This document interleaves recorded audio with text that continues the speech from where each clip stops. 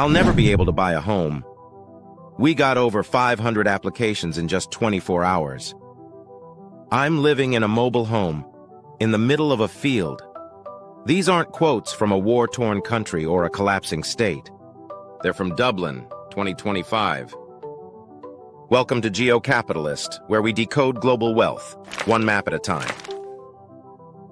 Go and grab your coffee, and let's get into it. Oh boy, it's not what you think. Because this is not just about Ireland. It's about what happens when economic miracles mask a silent crisis. When progress on paper hides a growing storm beneath the surface.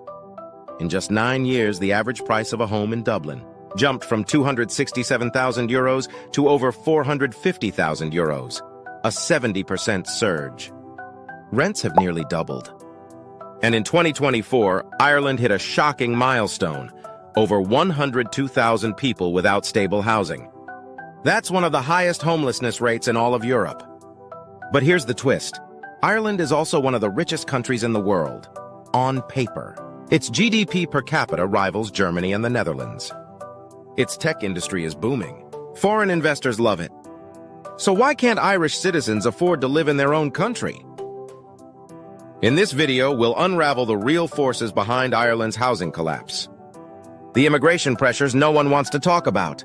The government decisions that made things worse. And what Ireland's story reveals about the future of developed nations everywhere. Because this isn't just a crisis, it's a warning. A map of what could happen next, in your city, your country, your future. Let's begin. There was a time when Ireland was one of the poorest countries in Western Europe. Its history is marked by famine, mass emigration, and deep rural poverty. But in the 1990s, everything changed. Ireland slashed its corporate tax rate to 12.5%, opened its doors to foreign companies, and launched into a new era, the Celtic Tiger. Apple, Google, Meta, tech giants poured in. By the early 2000s, Ireland had one of the fastest-growing economies in the world. But here's what few understood back then. This boom came at a cost that Ireland is paying for today. While the economy soared, housing construction lagged. Laws were deregulated to attract foreign capital, and public housing was sidelined.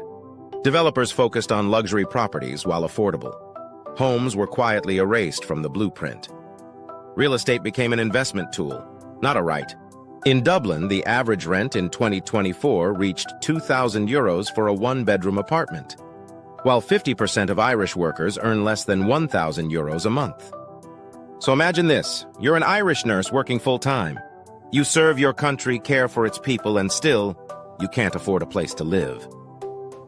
You move further out, maybe into a mobile home, maybe into your parents' house. Again, you skip meals, skip dreams, and start thinking about Australia or Canada. That's not just a housing crisis. That's a dream in ruins. A nation once praised as Europe's rising star is now pushing its own people to the edge. Comment below.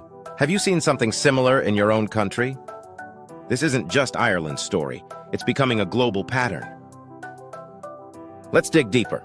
Dublin today is a paradox. From the sky, it looks like a European success story. Clean streets, bustling tech hubs, sleek new buildings funded by international capital. But down on the ground, the cracks are everywhere. Tent cities have emerged across the capital. In August 2024, over 102,000 people were reported homeless, a staggering figure for a country of just 5.5 million people. That's nearly 2% of the entire population without a stable roof over their heads. And no, this crisis isn't limited to the unemployed or those with addiction problems. We're talking about full-time workers, young professionals, university graduates. The Irish housing market has become a fortress that only the wealthy can enter. Even those earning above-average wages can't qualify for a mortgage. To buy a standard home in Dublin, one would need over 1.1 million euros in lifetime income, nearly 3.5 times the average salary. Renting isn't easier. Costs have doubled in the last decade, while wages have barely moved. So what's fueling this? Global investment, tech booms, and yes, immigration. Not because immigrants are to blame, but because for every home built, 4 new residents arrive. Infrastructure can't keep up. And resentment is growing. Here's where it gets uncomfortable. The government is doing more to house refugees and digital nomads than its own working-class citizens. At least that's how it feels to many. In 2023, 7 out of 10 young Irish people between 18 and 24 said they wanted to leave the country. Not because they hate it, but because they no longer see a future there. So tell us, what's the real cost of progress if the people it was meant to serve are the ones left behind? To understand Ireland's crisis today, we need to rewind the clock. Because what's happening now isn't a sudden collapse. It's the slow unraveling of a miracle that was always more fragile than it seemed.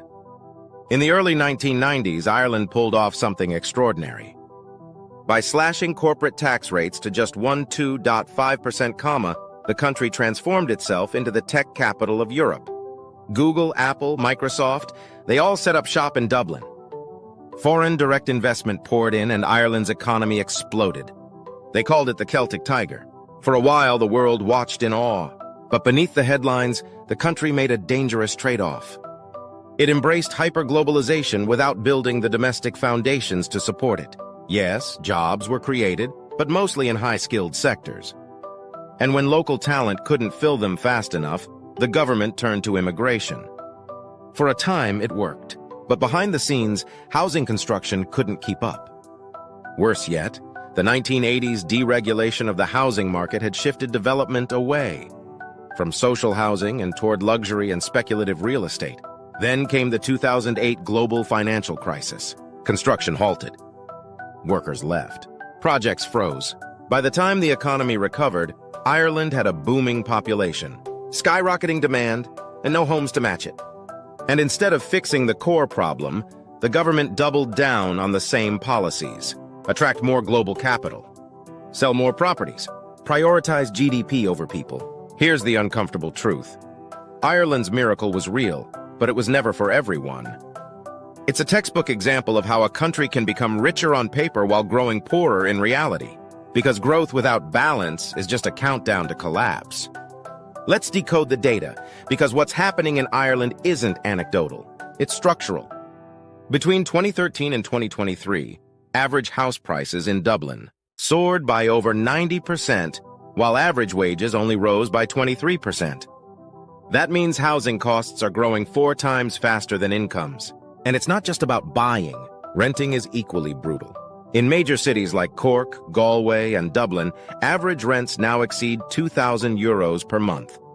In a country where 50% of workers earn less than €2,500 monthly. In 2024, Dublin ranked among the top 5 most expensive rental cities in Europe, surpassing cities like Berlin and Rome. But here's the paradox. Ireland actually has one of the highest housing availability rates in Europe, around 1.4 dwellings per household. So why the crisis? Because many of those homes are vacant, investor-owned, or used as short-term rentals for tourists.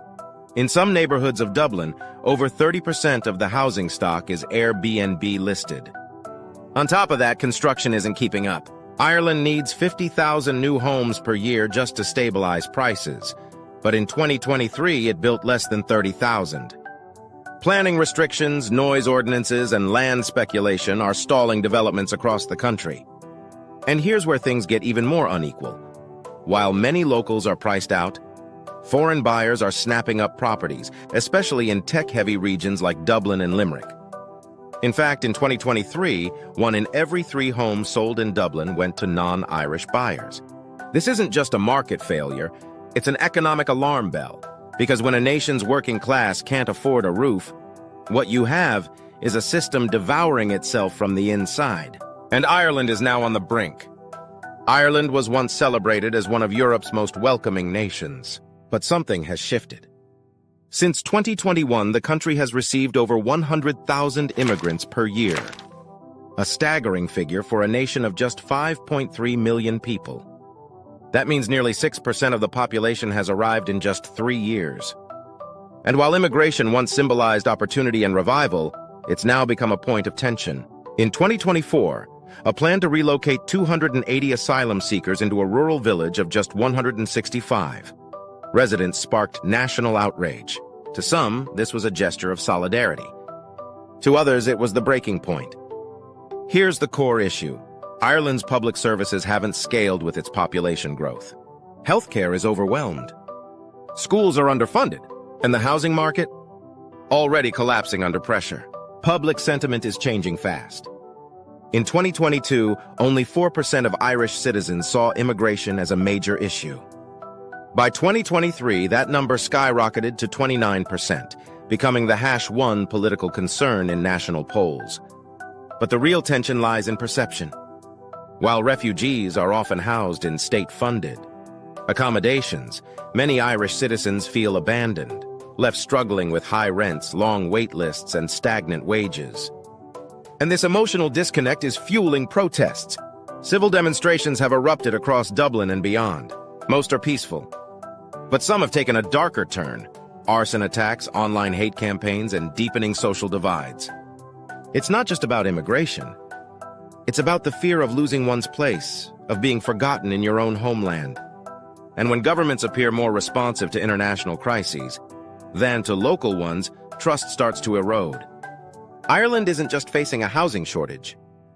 It's navigating a growing identity crisis, one that could define the next decade. Here's the paradox. Ireland is one of the richest countries in the world, on paper. Its GDP per capita ranks above Germany, France, and even the UK. Multinational giants like Apple, Google, and Pfizer call Ireland home, generating billions. So, why can't people afford a home? The answer lies in what economists call a distorted prosperity. You see, Ireland's GDP figures are heavily inflated by corporate tax strategies. Profits generated in other parts of the world are funneled through Ireland because of its low 12.5% corporate tax rate. It makes the economy look healthy, but that wealth doesn't reach the average citizen. In fact, when adjusted for actual income and living standards, Ireland drops significantly on global rankings, revealing a country where costs soar but wages stagnate. Take Dublin. While it boasts world-class tech offices, the average worker earns around €3,000 a month before taxes. But the average rent for a one-bedroom apartment is €2,100, leaving little room for anything else. This isn't just an economic issue, it's an emotional one. People feel betrayed, told they live in a wealthy nation yet trapped in debt, overcrowded housing, or forced to emigrate to places like Canada, Australia, or the US just to survive. And for those who stay, resentment is growing. Why are corporate profits rising yet their daily lives keep getting harder? Why are tech companies expanding but their children can't afford to leave home? It's a crisis of perceived fairness, where success seems visible but unreachable, and in that gap, frustration brews. Because nothing erodes hope faster than being told you're lucky, while living a life that feels anything but. Ireland has reached a critical moment. What began as celebration for its economic miracle has gradually morphed into quiet despair. Beneath the headlines of rising GDP and tech booms, there's a growing fracture line in Irish society, one that divides those who benefit from global capital and those who feel abandoned by it. And this fracture is becoming harder to ignore. Protests are growing. Trust in institutions is eroding. A once celebrated open-door policy is now being questioned in nearly every political debate. It's no longer just about housing or wages. It's about identity, fairness, and the feeling that promises were made but never delivered. This moment mirrors a dangerous pattern we've seen in countries like the UK and the US. When people feel locked out of the future, anger turns into polarization. Left unchecked, that can spill into violence or apathy, which in the long term may be just as damaging. But there's another way. Ireland still has tools to correct course: strong democratic institutions, a highly educated population, and deep ties to both the EU and global investors. The question is, will it act? Because the next few years may determine whether Ireland becomes a symbol of resilience or a warning for the rest of Europe. Up next, we'll look at what's still possible and how the Irish people might still rewrite their future. It's tempting to view Ireland's housing crisis and mass frustration as isolated events, the byproduct of bad planning or short-sighted policy. But if we zoom out, a different picture emerges. What's happening in Ireland is part of a broader shift reshaping the modern world. A country once celebrated as Europe's comeback kid is now struggling to house its own citizens. A place that once welcomed the world is now battling with how to care for everyone, fairly, sustainably, and with dignity. But here's the truth. Ireland's crisis isn't rooted in one bad decision. It's the result of years of policy choices, financial incentives, and political narratives that favored short-term gain over long-term stability. And now the country stands at a crossroads. It can double down on the current model, selling land, welcoming capital, and hoping for trickle-down relief. Or it can pause, reassess, and reimagine what prosperity should look like for the many, not just the few. Because here's what history teaches us. Nations rise when they invest in people, in housing, education, dignity, and belonging. And they decline when they ignore the warning signs, until it's too late. At Geo Capitalist, we believe stories like Ireland's must be told. Because they're not just stories about policy or economics, they're stories about people, about us. If you found this breakdown eye-opening, I recommend you watch my next video, which complements this one perfectly. Subscribe to the channel and join us every week as we map the forces shaping our world, one story at a time. This was the real reason why living in Ireland has become impossible. Thanks for watching, and we'll see you in the next video. Thanks for watching, and we'll see you in the next video.